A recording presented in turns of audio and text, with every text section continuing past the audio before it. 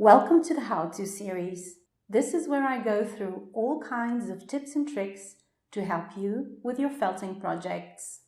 If you want to learn about all those details that not everybody talks about, but that make all the difference, you've come to the right place. There are thousands of ways you can decorate a wet felted project. Some just involve wool, others include silk or other fabrics, as you know. This is then called NUNO felting.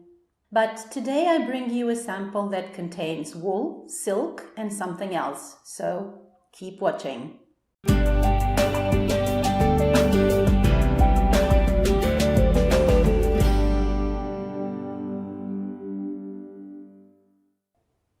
I wanted to show you an example of how you can use a transparent piece of silk to hold any type of synthetic material that wouldn't otherwise attach to wool.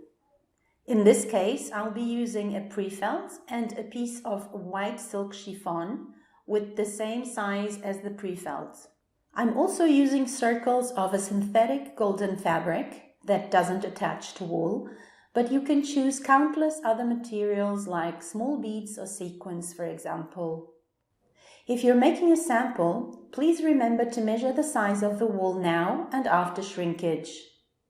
Mine measures 38 centimeters times 28 centimeters. I'll start by getting the wool wet so that the silk attaches to the wool straight away. I'm working with cold water because hot water makes wool felt quicker, and we don't want that to happen before the wool fibers attach to the silk. Now, be careful when laying the silk on the wool because you have to adjust it.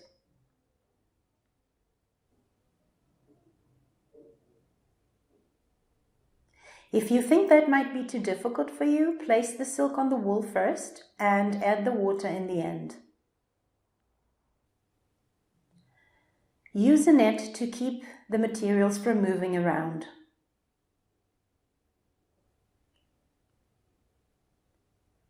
Apply the soap very lightly, either directly or by putting soap on your hands first. In case you haven't noticed, I'm not working with bubble wrap here. And there's a very good reason for that. I'm working with pre-felt, which is very thin and delicate.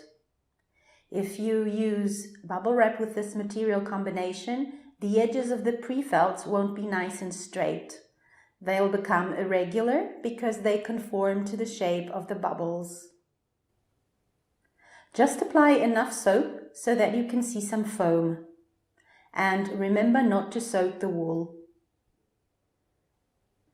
In this case, you don't have to worry too much about having the net stick to the wool because it's covered by the thin silk. A note on the materials you put in between the wool and the silk. Don't use objects that are heavy and avoid having them too close to each other. There should be silk between them so that they can attach nicely to the wool. Also, remember to massage the silk around the objects. When you've rubbed all the area with the net, you can then rub lightly for a while just with your hands. This way, you ensure the silk won't slide out of place when you start rolling. The cue you should be watching for are the little fibers of wool coming over to the silk surface. You'll also start feeling that the silk is attaching because it feels firmer. And now you can flip it and shortly massage on the other side as well. It looks really good. The fibers are sticking and now it's safe to move the sample around. So I'll start fulling.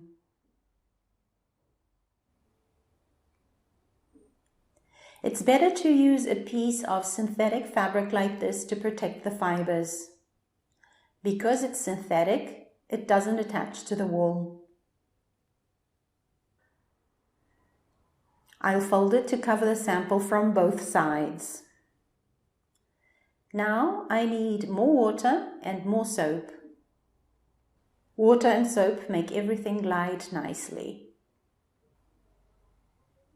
I'll be using a small bamboo mat for rolling. Use something hard for the core. That can be a pool noodle or a rolling pin, for example. Make sure you roll tightly to avoid wrinkles in the wool. And start rolling.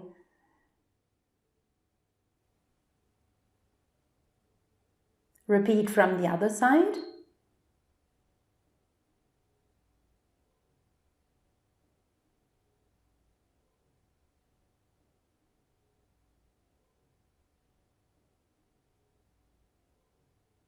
Then flip it over. Remember to stretch the wool properly to avoid wrinkles.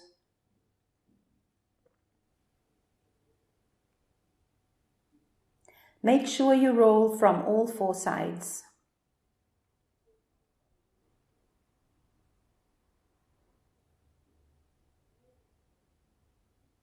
Then repeat from the lateral edges.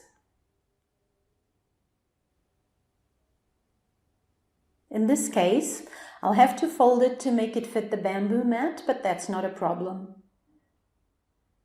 I'll just have to pay attention so that I don't get a big wrinkle in the middle. Repeat from the other side.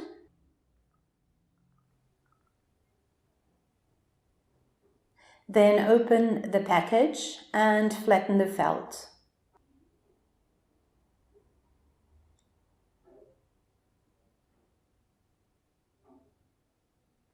Fold again and turn it around.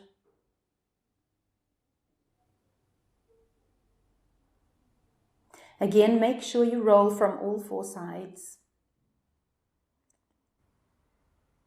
Now let's see. It looks pretty good. The silk has attached well. But I still find it too big. So I'll try kneading a bit to get a quicker shrinkage. It's not risky anymore because the fibers are well attached.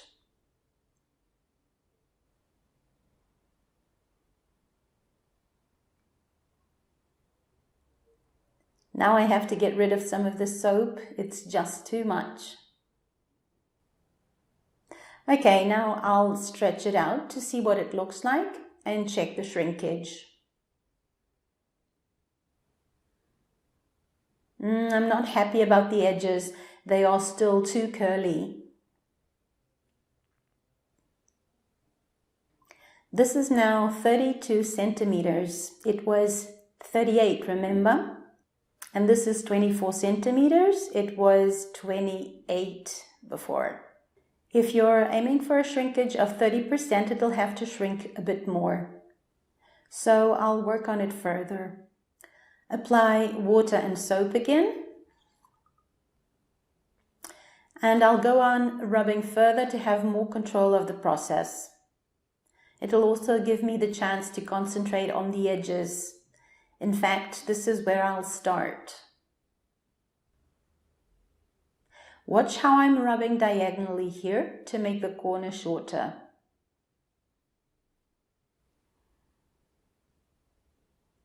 I don't want to bore you with more repetitions. I just went on rubbing on the places I wanted to shorten.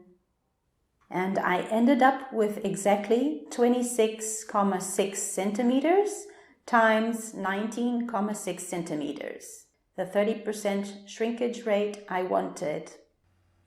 Thanks for watching. Hope you've enjoyed this short workshop. If you have, please give it a thumbs up and share it with your creative friends. Take a moment to check out my website, www.wandafsoza.com. Join the newsletter and I'll keep you posted on all the new courses and free felting videos. See you soon.